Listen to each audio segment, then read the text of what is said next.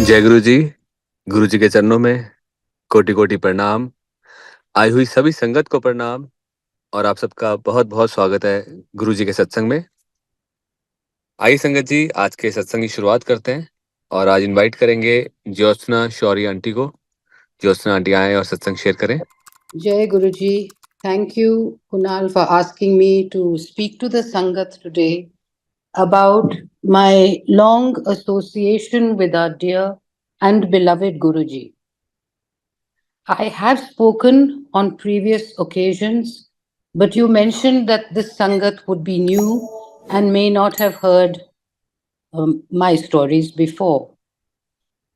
So I would like to start by saying that seeing Guruji in his divine human avatar and being with him, talking to him, listening to him, loving him is nothing short of a miracle that Guruji, with his grace, bestowed upon me and on so many of the old Sangat that has had the privilege to be with him. So, with Guruji's permission, I would like to recount some things that have stayed close to my heart. We all, I think, know about the many miracles that he performed.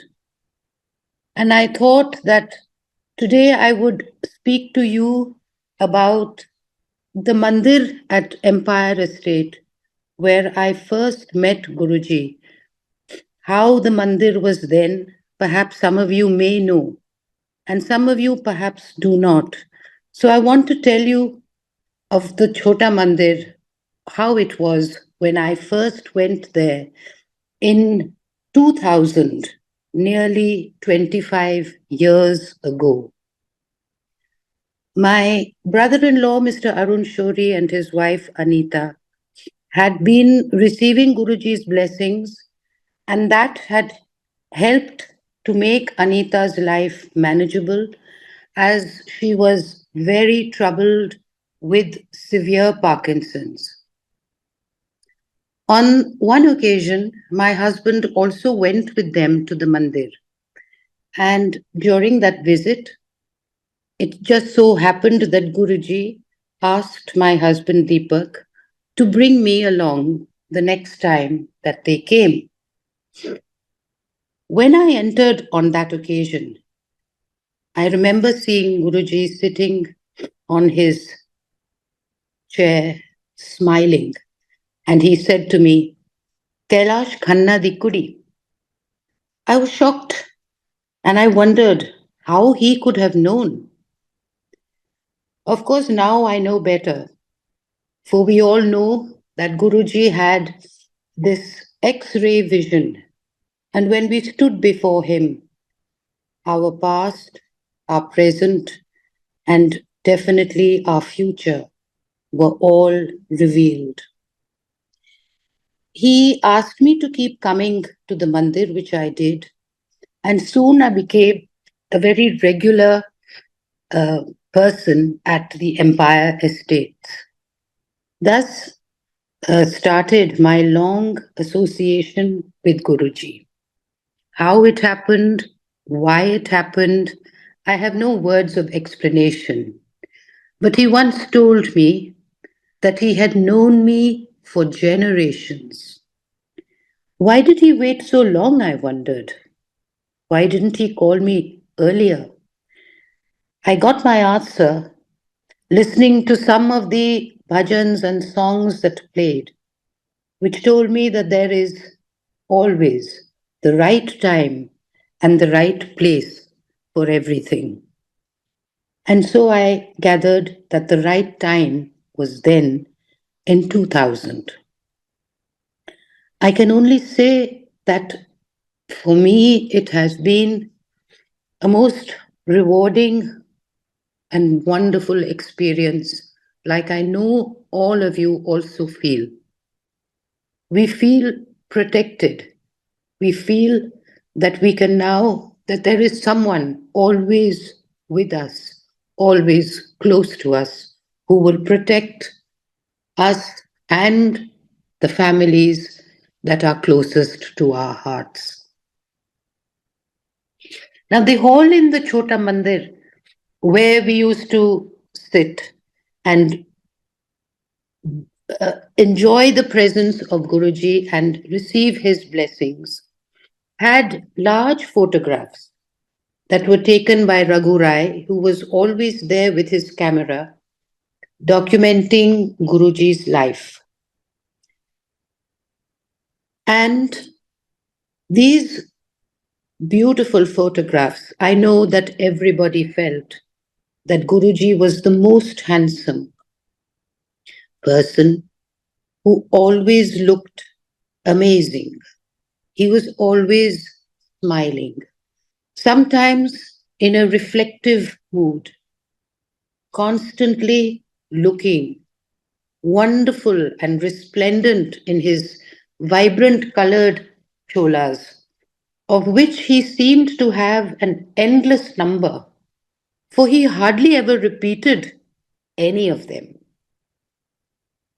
On his feet, I always saw that he wore black socks with jyotis.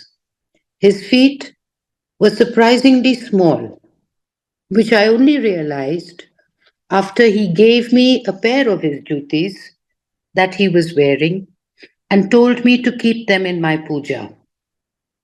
These are with me, as is also a large framed photograph of himself. I feel his presence every day surrounding me. And on days when I am troubled or sad, I always go to the photograph, which speaks to me. His hands are beautiful, with their long, slender fingers. He wore a watch on one hand and a thin kada on the other. Many of us did have the good fortune of doing seva by pressing his feet and his hands, and the fragrance of roses that came from pressing them remained on our hands for a long time thereafter. Of course, his presence is of the roses is felt at other times too. Suddenly, unexpectedly, we will get a fragrance of roses, and we know that we are in the presence of Guruji. I am sure that so many people have experienced this. I must say that of late I have not, but there are people who did not even know him and are involved in the Sangat now who still get this fragrance of roses. It is his way of saying that he is with them always.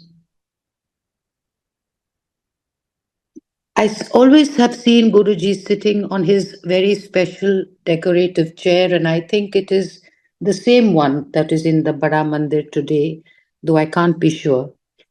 And all around him, the room is filled with his devotees. The room was overflowing onto the stairs outside the front door and even onto the first floor, as day by day the numbers thronging to the Chota Mandir kept growing. When we used to enter the room, his presence completely captivated each one of us.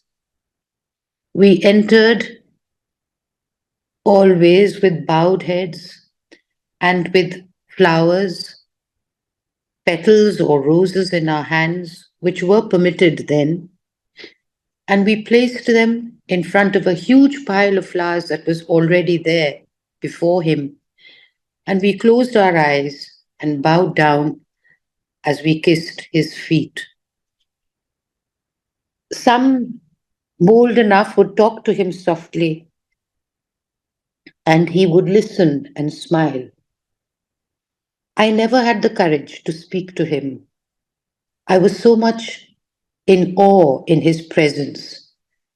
And besides, I was not fluent in Hindi and Punjabi, and so I was often tongue tied. He would, however, signal to me to sit by his side, and I felt honored and humbled. On some occasions, though, when Guruji did speak to me, I did have to reply, and I did so very sheepishly in English, only to realize much later that he knew how to speak English extremely well. I remember once sitting at the Empire State when a thought just flashed into my mind. And I said, I wonder what the Bada Mandir looks like. He immediately turned to me and said, Bada Mandir dekhna hai? I nodded. And soon enough, a few of us found ourselves at the Bada Mandir, walking around, going into all his rooms, admiring his clothes in the cupboards, amazed that his walking shoes were the latest Nike Air. And my son said, they have to be, for Guruji is very modern and he is so stylish. We went into the gufa where Guruji told us he spent hours in meditation. Now one cannot go inside, but in those days we all went inside. And being a cave, it was completely dark except for a single oil lamp that was burning, and I presume it never went out. He showed us flowers in the garden that were blooming. Miraculously, they were blooming when these flowers were not in season. And as usual, he always loved to feed everyone. And he fed us kulfi, I think, on that occasion. And I remember it being the best kulfi I had ever tasted, despite it being probably December and outside being really very cold. All in all, it was a magical and amazing experience, something that I will never forget. And today, even when I pass his place of meditation, I am reminded of the time we all went in with him there so many years ago. The Sangat used to meet at Empire Estates on Thursdays, Fridays, Saturdays, and Sundays. The music that played was about the same as it is played today at the Bada Mandir, though now, of course, there are many more new songs that have been added. We all had our favorites. We all connected with Guruji in our own way. When the music played, we closed our eyes and escaped into another world where we could hear Guruji speak to each one of us, giving us answers to the questions we so wanted to hear. Though no words had been exchanged, when we all came back home, we knew that we had been clearly heard by him and that everything was going to be fine. At the Empire Estate, like at Bada Mandir, Chai Prasad was always served first. And as is the case now, we had to drink it to the last drop.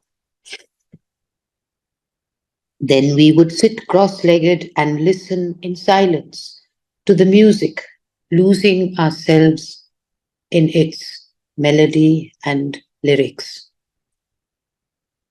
After a while of this, A particular happy song signaled that it was time to receive the Khada Prasad in handfuls from Guruji, which he used to give. And everyone lined up to receive it.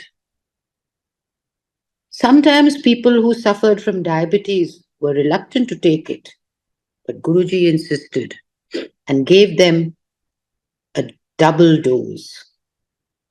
He always had his pet phrases like, Doctor हैरान हो गया, कोई बात नहीं खा लो, diabetes खत्म हो जाएगा, or something like that. And they would return in a few days to announce that indeed the doctors were surprised that the readings were much better and were really at a loss of words as to how it could have happened. So many times we witnessed how people had been miraculously cured from long standing diseases. Many a time, childless couples were given the baby they yearned for. We learnt of their stories as Guruji would ask a person from his Sangat to relate a particular experience. But he would always jokingly say, Short mein batana.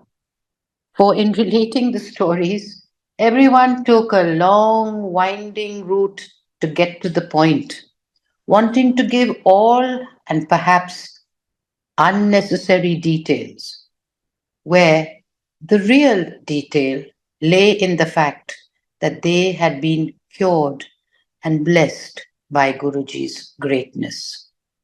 We heard firsthand of so many miracles of people being saved, of receiving better jobs, of doing well in examinations, of being given uh, so many prizes and granted every one of his Sangat with whatever their desires were.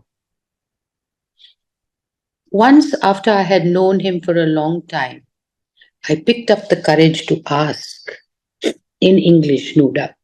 I said, Guruji, you grant all our wishes, but what is it that you want from us? His reply was simple. He wanted nothing but our complete surrender. And those of us who are associated with him know that this is what all of us have given him, for we have completely surrendered to Guruji. I remember a time, perhaps the only time, I saw him actually perform a miracle in the sense of out of thin air, he produced a handful of mishri for my sister in law, Anita. He asked her to stand up to receive it, and she was shaking um, because of her Parkinson's disease. So I also got up to hold her hand and to steady her. She held this mishri in her hands, and I saw with my own eyes how Guruji fed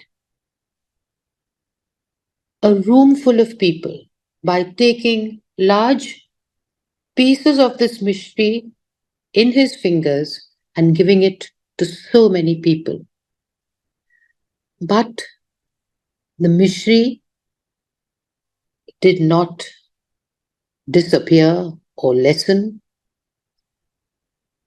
it remained the same. Later, he told Anita to take the rest of the prasad home to give to her family. The langar at Empire Estate was served in a very simple manner by the sevadars on mats on the floor, where four people shared a thali. Everyone, I think, sat on the floor, though now I see many, including myself, have graduated to sitting on chairs, no longer able to sit on the floor. But everyone shared the most delicious meal. 4 people shared a thali, and it was always, there was never any prasad left over. It was always consumed there. He did say that if you consume the prasad in the mandir, or if you consume the food in the mandir, it was prasad. And if you actually took it home, it was just roti or sabzi or mithai, whatever it was. So we did all try our best to finish everything in the mandir, for we were always yearning for Guruji's divine blessings. After that, the devotees were invariably given agya to leave by Guruji.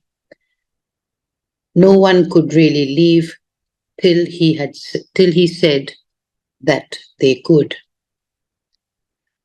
And some people, however, perhaps those who needed his extra blessings, maybe 10 or 12 of them, were sometimes asked to stay back.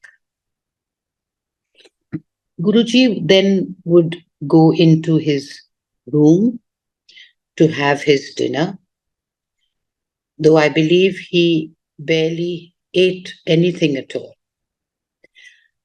I have personally seen him eat only slices of cucumber and drink something, though I don't know what, for his hand was covering the glass. After his dinner was done, a person emerged from the room wearing a regular pant and a colorful shirt and sat down on the floor with the rest of us. When I saw this happen for the first time, I got really blown away, for I thought this person who had come out of Guruji's room must be his twin. But I was wrong. It was Guruji himself, who had changed out of his glorious robes that he wore and came and sat with us on the floor, dressed like an average, normal human being, and talked to some of us and relaxed and joked. And surely more prasad, more kulfi, whatever we desired, whatever we wanted, was ordered, and miraculously it arrived. Sometimes we used to sit on till much past midnight. We were given agya to go only after that. He had said that this was the time when he could concentrate and help those who were going through very difficult times. When the room was full with a lot of devotees, I guess the aura or it was not a time when he could probably concentrate adequately, and this was why people were asked to stay back.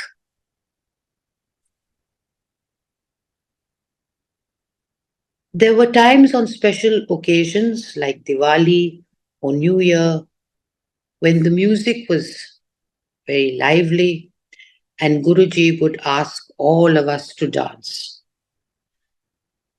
No one could ever refuse Guruji, and whether we liked it or not, whether we knew how to dance or not, we all had to get up and we all had to sway and shake a leg in good faith. He said, by doing this, we received countless blessings. Many well known classical dancers and singers have been asked to get up and perform and always received his blessings in full measure.